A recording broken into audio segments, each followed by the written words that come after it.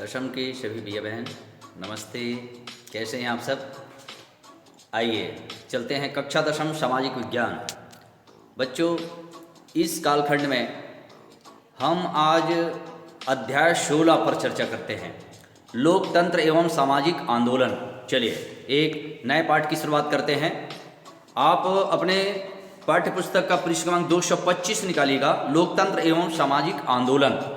तो इस पाठ में आखिर हमें क्या बताना चाहता है?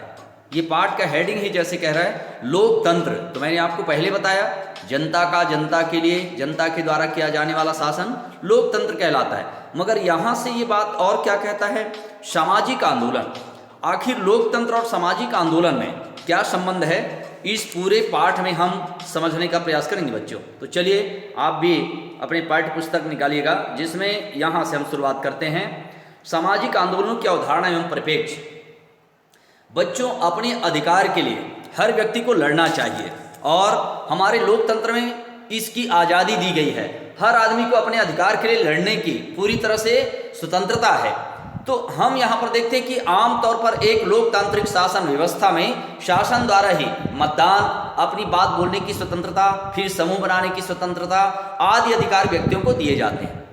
लेकिन एक लोकतांत्रिक शासन व्यवस्था की मजबूती जो है, उसमें हम ऐसे देखते हैं कि लगातार ऐसे साधनों का प्रयोग किया जाता है जिसमें शासन में नागरिकों की भागीदारी को कैसे बढ़ाया जाए या शासन को विभिन्न सामाजिक तबकों के हित में कार्य करने के लिए प्रेरित किया जाए। सामाजिक आंदोलन किसी देश या समाज में किसी समूह द्वारा अपनी मांगों के लिए मिलकर के किया गया प्रयास होता है।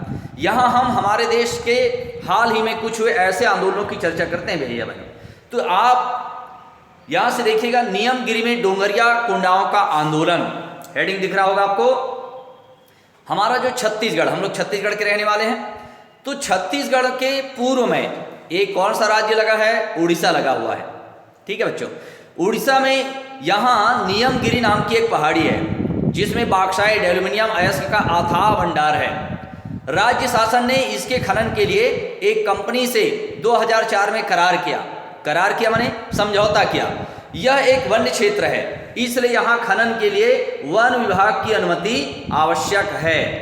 अब जब यहाँ पर सभी आवश्यक अनुमति प्राप्त करने की फॉर्मेलिटीज पूरी हो गई, तो 27 जनवरी 1909 के दिन यहाँ कंपनी की मशीनें खनन प्रारंभ करने के लिए वहाँ पहुँच चुकी थी। लेकिन उस दिन सुबह से ही उस क्षेत्र के रहने वाले, हमारे जो नियमगिरी पहाड़ी के क्षेत्र में रहने वाले जो लोग हैं, चारों तरफ से जुट गए और देखते ही देखते वहां हजारों लोग इकट्ठा हो गए। बोले क्यों इकट्ठा हुए?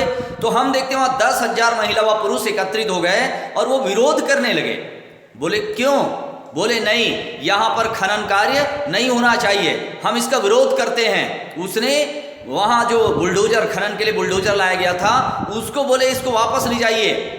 और जब कंपनी वाला मानने को तैयार नहीं, क्योंकि उसने कहा कि मुझे शासन से अनुमति है, मैंने सरकार से अनुमति ली है, तो वहां के 10,000 महिला पुरुष पूरे हाथ पकड़ करके पूरे नियमगिरी पहाड़ी को घेर लिया और 17 किलोमीटर लंबी मानव श्रृंखला बनाकर खड़े हो गए।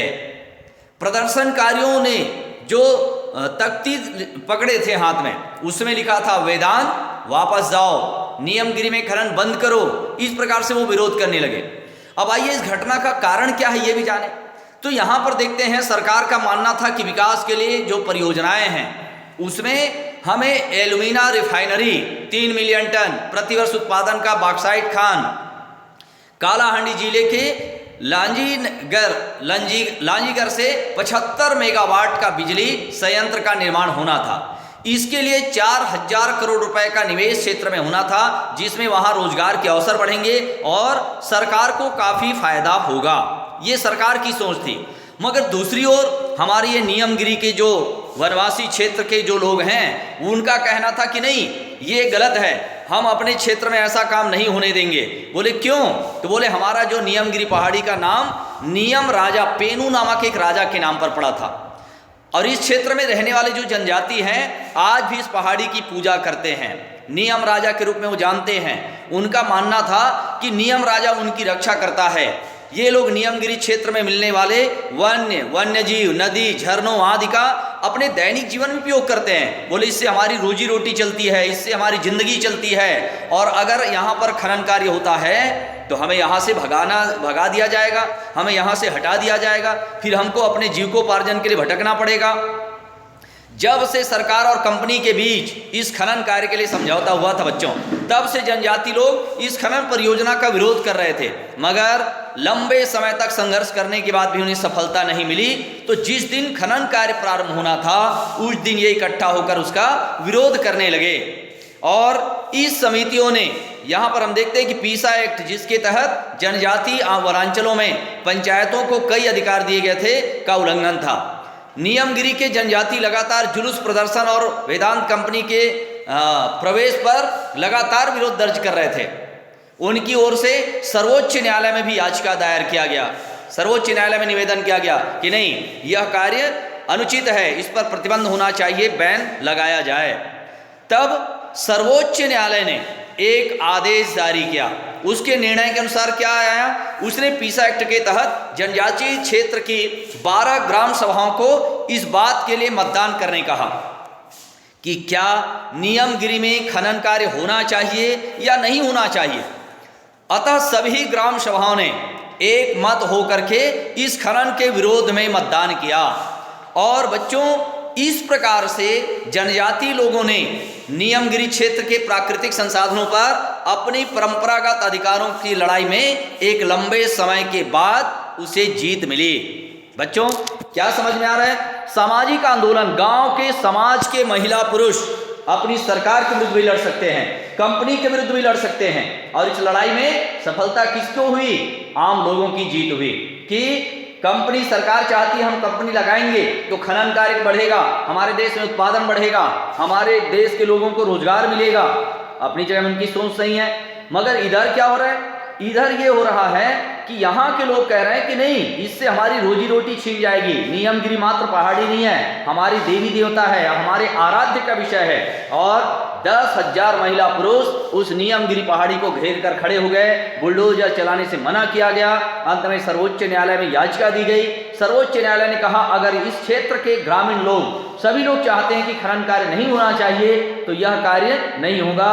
अंत में सभी ग्रामवासियों ने मिलकर के मतदान किया कि खनन कार्य नहीं होना चाहिए। और इस निर्णय के समक्ष सर्वोच्च न्यायालय ने शासन को आदेश, सरकार को आदेश दिया कि यह खनन कार्य रोकना पड़ेगा, रोक दिया जाए। बच्चों, इसका मतलब क्या हुआ? इसका मतलब ये हुआ कि जन सहभागिता से ही देश और सरकार चलती है। लोगों की भावनाओं के विरुद्ध सरकार भी कार्य नहीं कर सकती।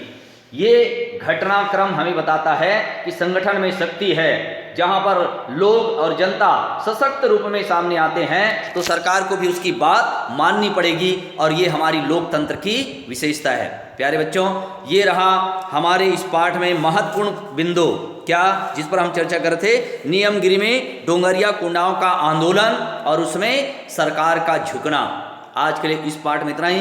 कल हम इसके आगे और बताएंगे सूचना का अधिकार क्या है।